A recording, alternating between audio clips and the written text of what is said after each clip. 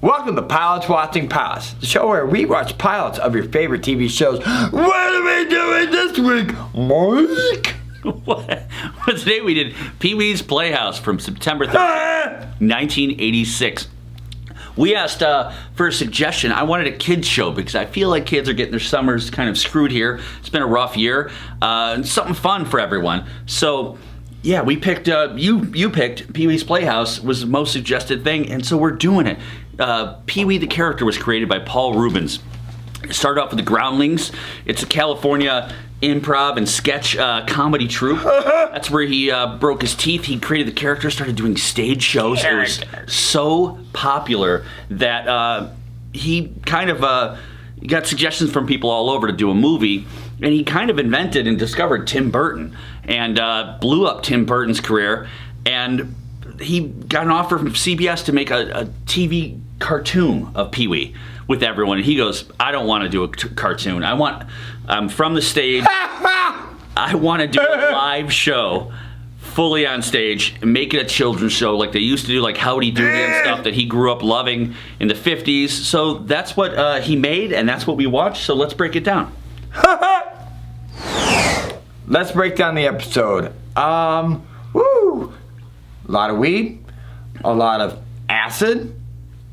You would love this thing.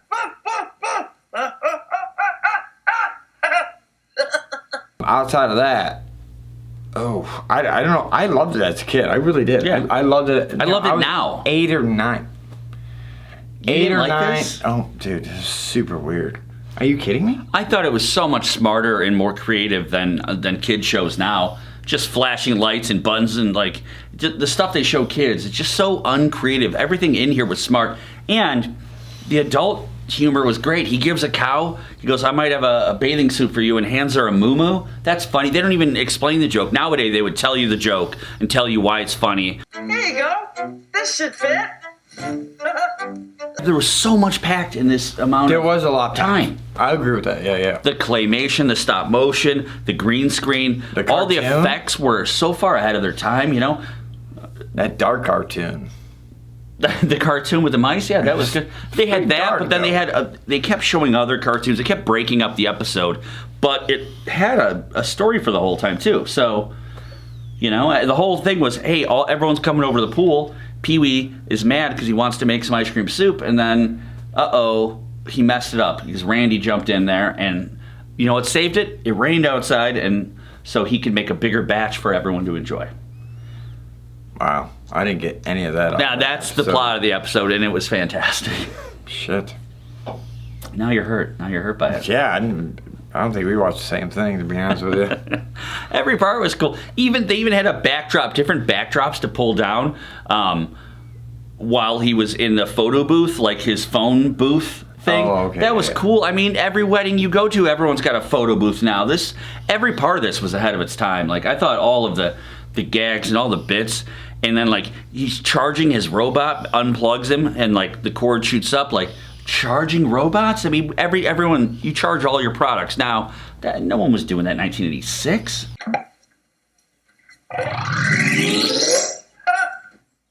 Ryan, everyone's in this show. It was Lawrence Fishburne, Natasha Lyonne, Phil Hartman. I mean, every one of the kids was like super famous. Where's Phil Hartman? He was Captain. Oh, the guy on TV? Yeah.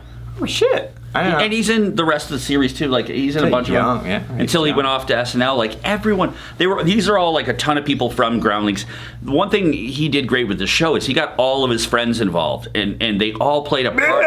Jambi, all those people, all the voices, Chariots, they're all Groundlings people and his friends that he got like to be a part of his show, which is a cool idea. Time to go to the next episode, right? Your voices are fucked I know, they're up. fucking If that's bad. what you saw, if your voices are what you saw, then yeah, this was creepy.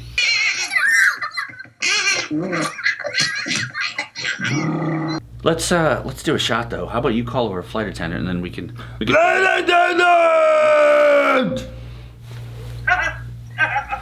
Ryan, what are we doing today? We are doing 99, not bananas, mangoes.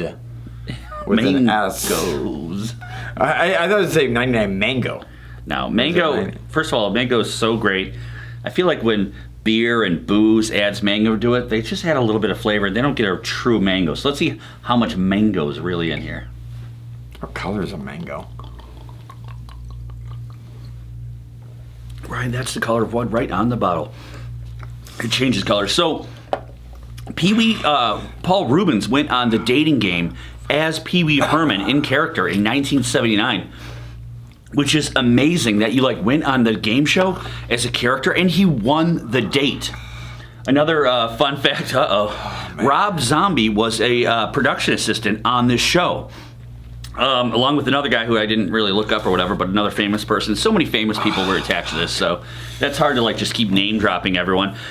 But another name drop is the theme song was sung by Cyndi Lauper when they started so much fun. That voice, I was like, ooh, that does sound familiar. It was Cyndi Lauper, and I don't know why, legal reasons or whatever, but she sang the song, but she credited it as Ellen Shaw instead of her own name. She picked a fake name and used it as the person that sang the song, which is kind of weird, but it was kind of awesome to hear her song because I haven't heard Cyndi Lauper in 30 goddamn years, so...